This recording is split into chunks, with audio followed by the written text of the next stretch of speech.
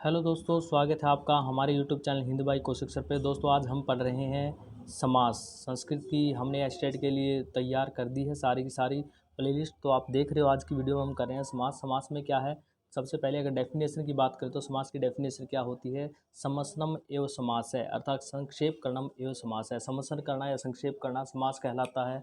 Samsung करना या संक्षेप करना क्या है, समास कहलाता है। अब समास में क्या है, समास अगर संस्कृत की बात की जाए तो दोस्तों 5 प्रकार के होते हैं, जिसमें क्या है सबसे पहले आता है अव्ययभाव समास। अब हिंदी में जिसने समास पढ़ रखा है और जो संस्कृत में अब समास पढ़ने वाला है उसमें बहुत सारा अंतर आपको देखने को मिलेगा, क्योंकि यहाँ पे टाइप ऑफ क्वेश्चन तो वही रहते हैं दोस्तों, मगर क्वेश्चन का जो पूछने का तरीका है या मैं कहूँ कि क्वेश्चन जो है वो बदल जाते हैं। जैसे अब यहाँ पे अव्ययभाव समास की अगर परिभाषा की बात करें तो वो पूछ सकता है किसे कहते हैं, तो यहाँ पे कहा गया अन्व्यम अव्यम भवति इति अव्ययभाव है, कि जो शब्द कभी व्यय नहीं होता वो अव्यय कहलाता है और वो अव्ययभाव समास बनाता है कुछ इस प्रकार से। अगर हम बात करें कि समस्त पद की, तो अव्ययभाव का जो समस्त पद होता है दोस्तों वो भी क्या होता है, अव्यय होता है। मगर अव्ययभाव समास के प्रथम पद में अव्यय होता है, दूसरा पद अव्यय नहीं होता। मगर जब समस्त पद बनता है तो वो भी क्या बन जाता है, अव्यय बन जाता है। ठीक है, तो यहाँ पे अगर पूछा जाए क्वेश्चन आपसे कि अव्ययभाव समास करने वाला सूत्र कौन सा है, तो आप क्या कहोगे। अव्ययभाव समास करने वाला सूत्र जो है ये है दोस्तों, जो पाणिनि जी ने बताया है, पूर्व पद प्रधानो अव्ययभाव है। तो कई बार हमसे डायरेक्ट ही सूत्र पूछा जाता है, तो आप क्या कहोगे, पूर्व पद प्रधानो अव्ययभाव है, कि जो पूर्व पद प्रधान होता है वहाँ पर अव्ययभाव समास होता है। पहला पद जहाँ पर प्रधान होता है, पूर्व पद मतलब पहला पद।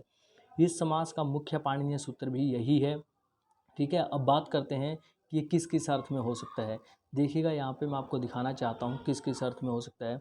दोस्तों अविभाव जो समास है ना, विभक्ति अर्थ में हो सकता है, समीप्य अर्थ में हो सकता है, समृद्धि अर्थ में हो सकता है, वृद्धि अर्थ में हो सकता है, अर्थाभाव अर्थ में हो सकता है, अत्यय अर्थ में हो सकता है, असंप्रति अर्थ में हो सकता है, शब्द प्रादुर्भाव अर्थ में हो सकता है, पश्चात यथार्थ भाव में हो सकता है, अनुपूर्व भाव में हो सकता है, योग पद्य भाव में हो सकता है, सदृश में हो सकता है, संपत्ति में हो सकता है, साकल में हो सकता है। ठीक है, तो इस प्रकार से अव्ययभाव समास बनते हैं। अब आपके दिमाग में आ रहा होगा कि आपने कहा विभक्ति समीपता ये चीज़ क्या है, तो देखिएगा मैं डायरेक्ट ही आपको यहाँ पे समझाने की कोशिश करता हूँ।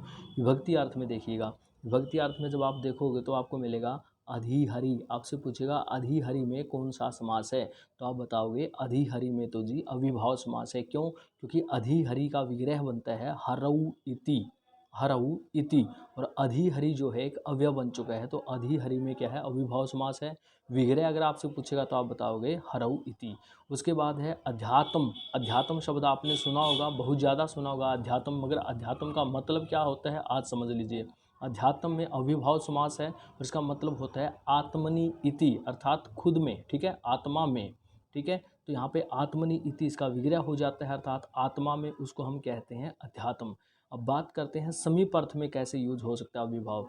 तो देखिएगा दोस्तों यहाँ पे लिखा गया है उपनदम। आपसे पूछेगा उपनदम में समास कौन सा, तो आपको बताना है अव्ययभाव समास है। दोस्तों ये जो मैं लेके आया हूँ वो मोस्ट इम्पोर्टेंट है। अगर आपको कुछ भी समझ में नहीं आता तो इन शब्दों का भी अगर आप रट्टा मारते हो तो आपको यूँ के यूँ पेपर में दिखे मिलेंगे आपको ये। ठीक है, तो पूरी वीडियो को ध्यानपूर्वक देखना और एक एक शब्द को लिख लेना है। उपनदम में क्या है दोस्तों, अव्ययभाव समास है। नद्या समीपम, यहाँ पे समीप अर्थ में इसका विग्रह करना पड़ेगा। विग्रह करते समय क्या कहोगे आप, नद्या समीपम उपनदम। ठीक है, तो यह अव्ययभाव समास का है। बात करते हैं दोस्तों समीप अर्थ में और क्या क्या हो सकता है। जैसे मैंने कह दिया उपगंगम, क्या कह दिया, उपगंगम। उपगंगम का अर्थ क्या हो गया, गंगा या समीपम, तो यहाँ भी क्या हो जाएगा, अव्ययभाव समास हो जाएगा, गंगा या समीपम। अब कहेगा उपनगरम में समास कौन सा है, तो वही भाई जहाँ पे उप आ गया तो आप क्या कहोगे, समीपम, तो नगरस्य समीपम उपनगरम। ठीक है, तो यहाँ पे भी क्या हो जाएगा दोस्तों, अव्ययभाव समास हो जाएगा। आगे बात करते हैं समृद्धि अर्थ में किस प्रकार से यूज होता है।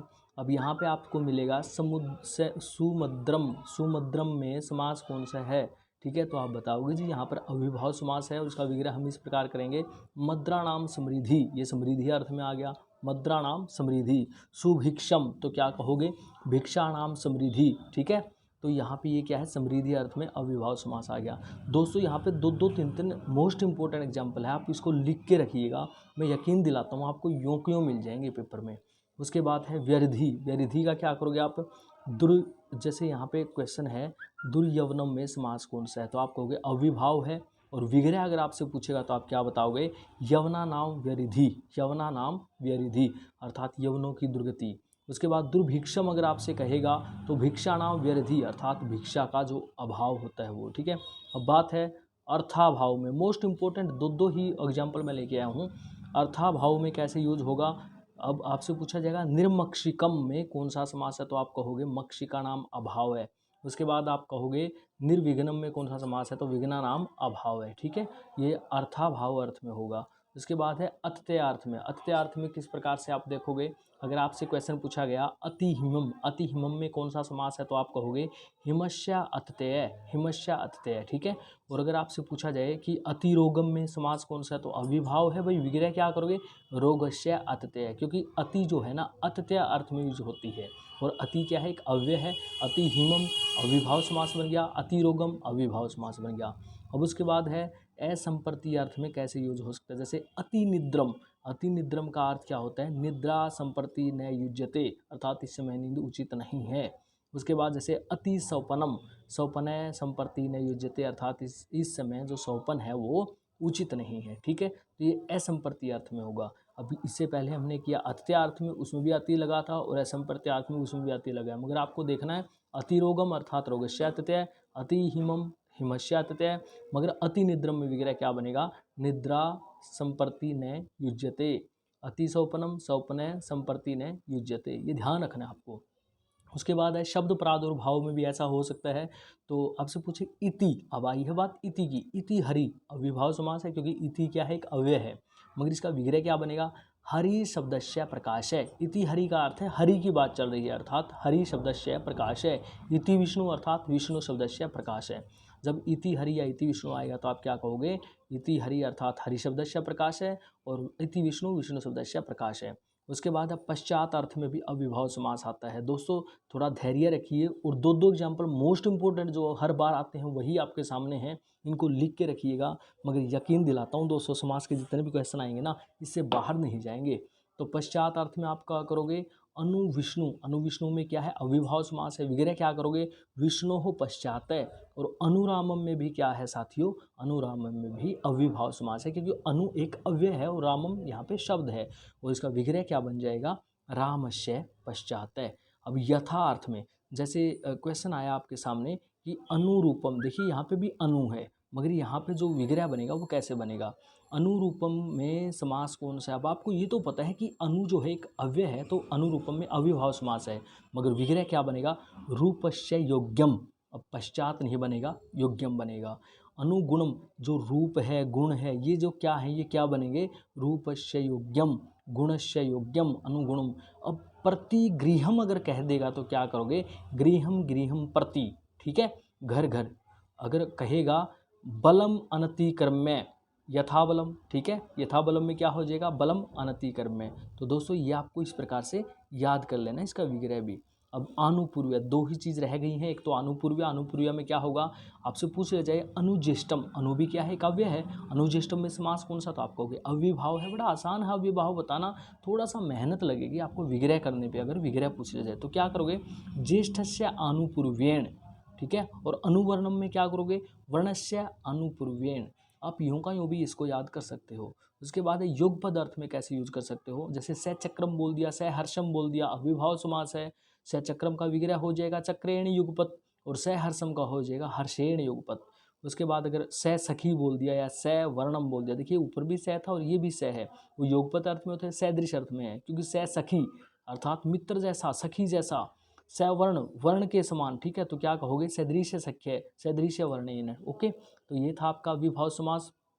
और उसके बाद अगर संपत्ति अर्थ में आ जाए तो क्या कहोगे, सुक्षत्रम सुक्षत्रियम, तो क्या कहोगे, क्षत्रनाम संपत्ति, और सुक्षत्रियम का क्षत्रिय नाम संपत्ति। साकल्यार्थ में आएगा तो जैसे सतृणम है, तिनके को छोड़े बिना, ठीक है, साकल्यार्थ में तो आप इसका विग्रह क्या करोगे, तृणम अपि अप्रितज्य, तृणम अपि अप्रितज्य। मर्यादा अर्थ में आएगा तो जैसे आमरणम है, आजीवन है, ठीक है, ये मर्यादा अर्थ में है, तो आप क्या कहोगे, आमरणात् आजीवनात् अर्थात जीवन पर्यंत या मरण पर्यंत। अंतवचन नेक्स्ट में बस ये देख लीजिएगा, लास्ट रहेगा आपका अविभाव का, जैसे कह दिया सागनी, ठीक है, तो आप क्या कहोगे, अग्नि ग्रंथ पर्यंत, अर्थात अग्नि पर्यंतम आप बोलोगे, मगर अग्नि का यहाँ पे अग्नि ग्रंथ मतलब है। ये देखिएगा दोस्तों, ये आपके सामने एक सूची है।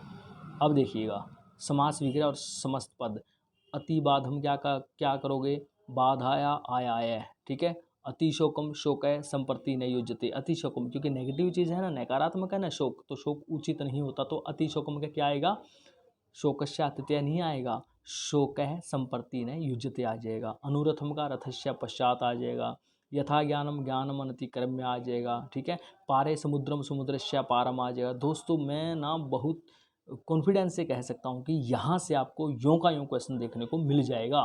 त्रिगंगम, ठीक है, त्रिशणाम गंगा नाम समाहार है। अनुगम गोपश्चात, अनुवक्षम अक्षणय अनु, ठीक है। आपको पता है यहाँ पे त्रिगंगम, आपको लग रहा होगा त्रिगंगम में तो जी द्विगु समास होना चाहिए था, नहीं होगा, अविभाव ही होगा, क्योंकि यहाँ पे यहाँ पे जो नदी से संबंधित, गंगा से संबंधित शब्द आएंगे ना, वहाँ पर जो है संख्यावाचक होने के बाद भी अविभाव समास रहता है, ठीक है। और इसके लिए स्पेशल सूत्र भी है। उसके बाद है अनुगम गो पश्चात, अनुवक्षम अक्षणय अनु, तो इस प्रकार से ये समास बन जाएंगे। आबलम आबलेभ्य इति, अमुक्ति, ठीक है।